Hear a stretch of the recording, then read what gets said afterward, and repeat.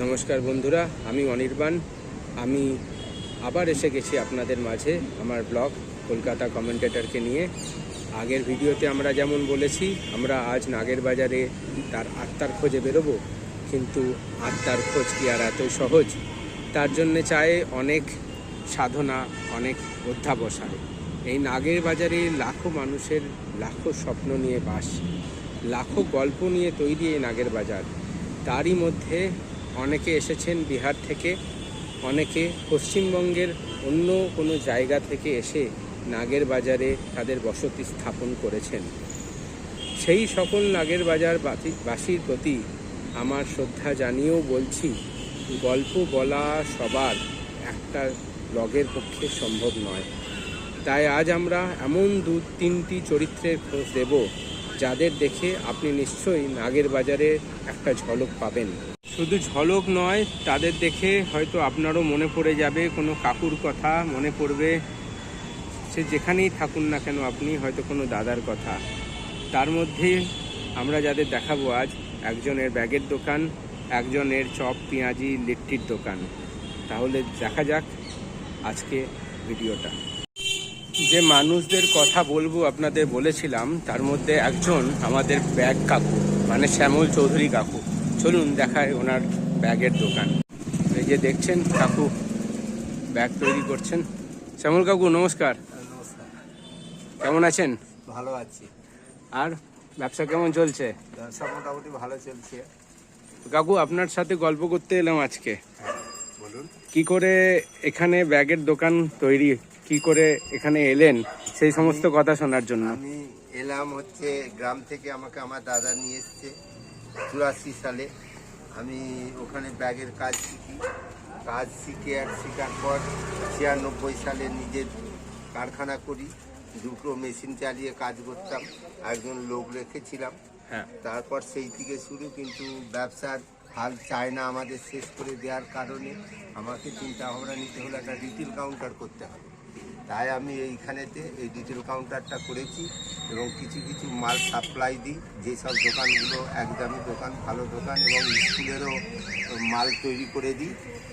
আর এই দোকানে আমার যাবতীয় জিনিস নিজের বেশিরভাগ তৈরি, অল্প কিছু জিনিস আমাকে বার থেকে কালেকশন করতে হয়।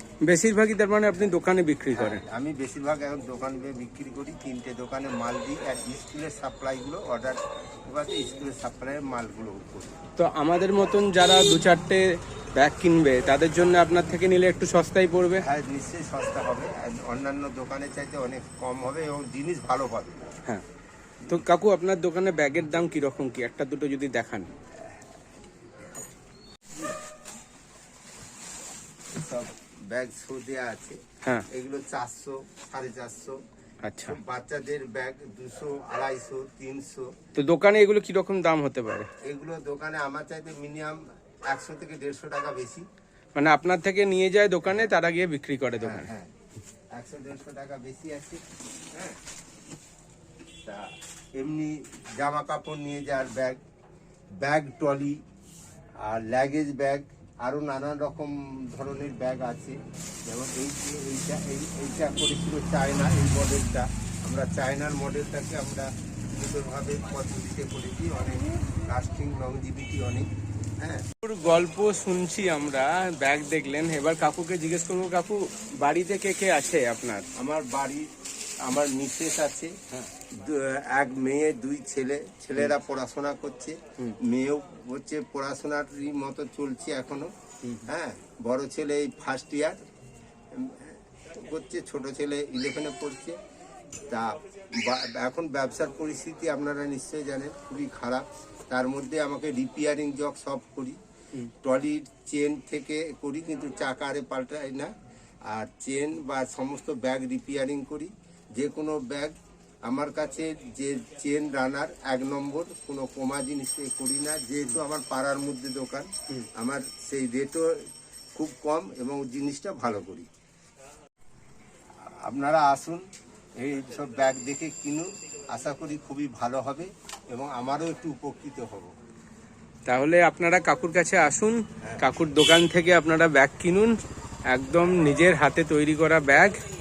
আসুন, এবং কাকুর থেকে ব্যাগ কিনে দেখুন কেমন লাগছে। কেমন লাগে?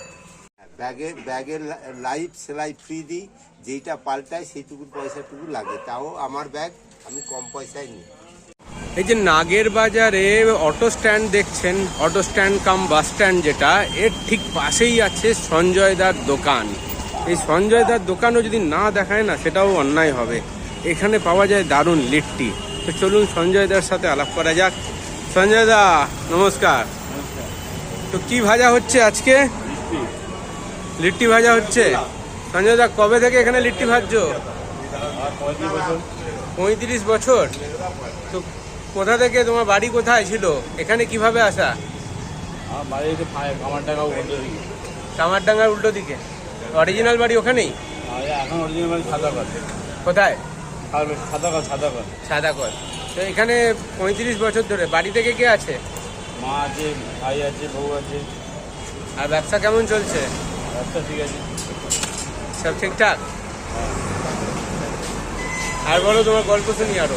তো সঞ্জয়দার এই যে লিট্টি এই যে বানাচ্ছে দেখুন, এর মধ্যে এটা কিসের চাটনি? চাটনিটা কি দিয়ে বানানো হয়? টমেটো, ধনেপাতা। টমেটো আর ধনেপাতার চাটনি। এইটা খেতে দারুণ। অনেক জায়গায় লিট্টি খেয়েছি, কিন্তু এই টমেটো ধনেপাতার চাটনি দিয়ে যে লিট্টি এই যে হাতে এলো যেটা, এটা খেতে অসাধারণ। খেয়ে দেখতে পারেন। তো আজকের ভিডিও এই অবধি। আবার নেক্সট দিনে আসবো অন্য কোনো এক ভিডিও নিয়ে আপনাদের সামনে। ততদিনের জন্য থ্যাংক ইউ, ধন্যবাদ। আমাদের সাথে থাকুন, আমাদের চ্যানেলটাকে নিশ্চয়ই সাবস্ক্রাইব করবেন।